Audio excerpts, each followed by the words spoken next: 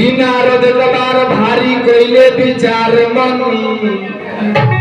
रावण मंदोदर में झगड़ा लगाई नीलगिरी पर्वत पर सुंदर दुई चिरैया काश दो चिरैया के लिहतू मंगाई। जब धन्यवाद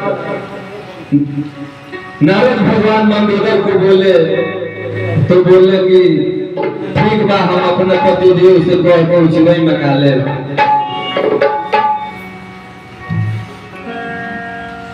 जब रावण मिले तो मंदोदरी कह दिया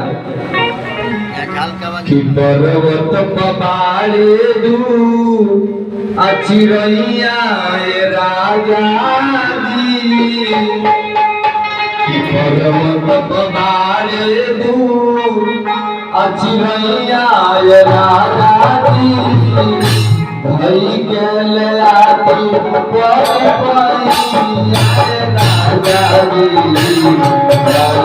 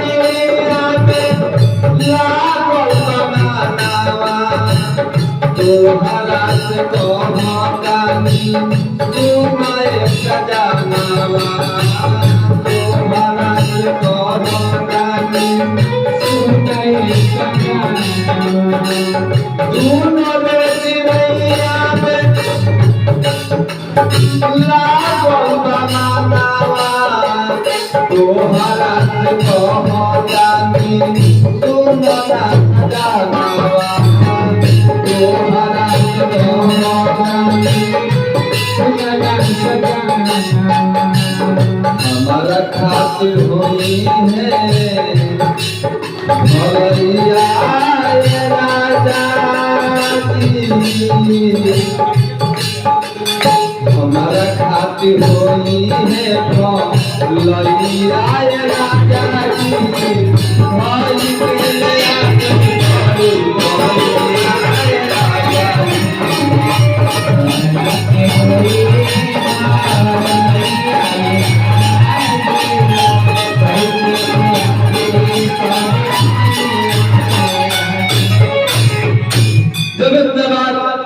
मंदोदर अपना पति रावण से कहली तो कहले रावण कि बस इतने से बात खाती तुम फुलौले बारू एक काम करो हम दोनों दूध के भेज के और चिड़ै के मंगा लेतानी। तो मंदोदर कहे लागल कि ना अगर जे हमरा से दिलो जान से प्यार करतानी दिलो जान से मानतानी तो रउआ अपना हाथे से जाके उची रही के याद दी। जब इतना बात मंदोदर कहली तो रावण तुरंत रोसिया गईले तैयार हो गईले कि रावण चली दी हले अरे बतिया मनले नारी के आ भइले भेष शिकारी के। लालू भाई बोलत रहो कि रावण चली दी हले अरे बतिया मनले नारी के आ भइले भेष शिकारी के।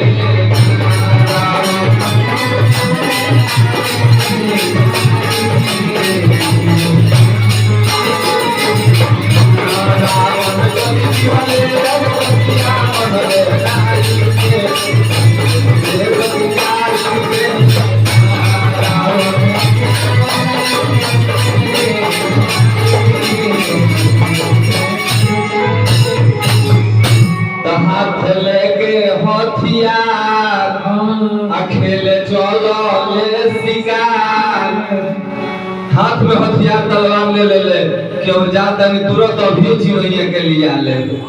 हाथ लेके हथियार आ खेल चलले शिकार तहाला ढेर दूरले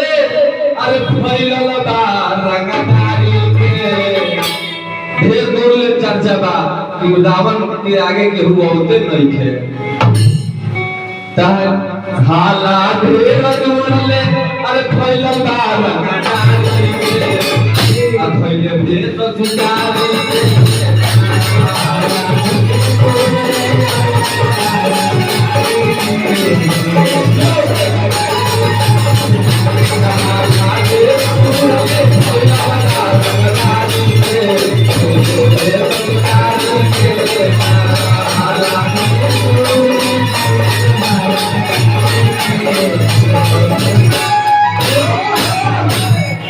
रावण चल दिले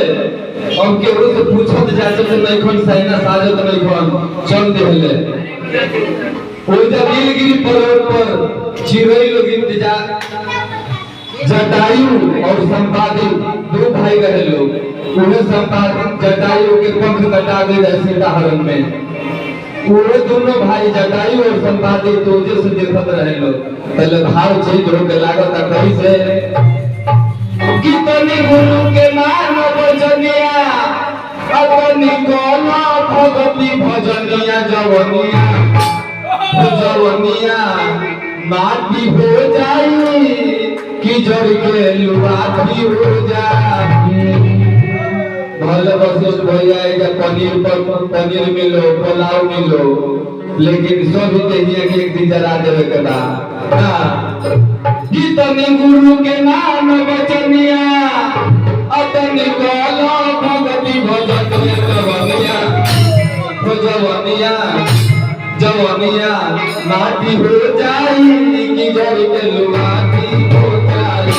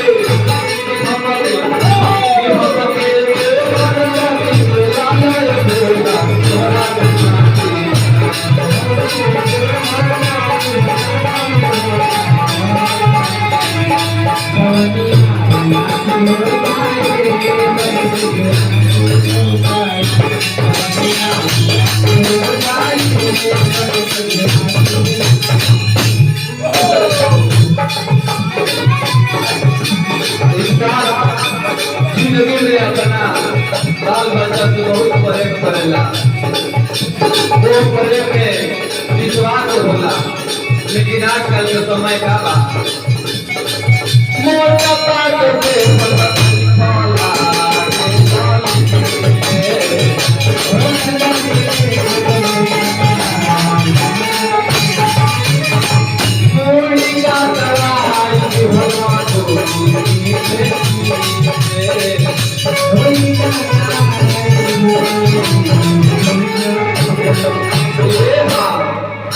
मोट पातर देखो तो देखो लागे ललीले आ मुड़ी का दवाई दे हला गोरी मीठे मीठे तब हौसला की दुनिया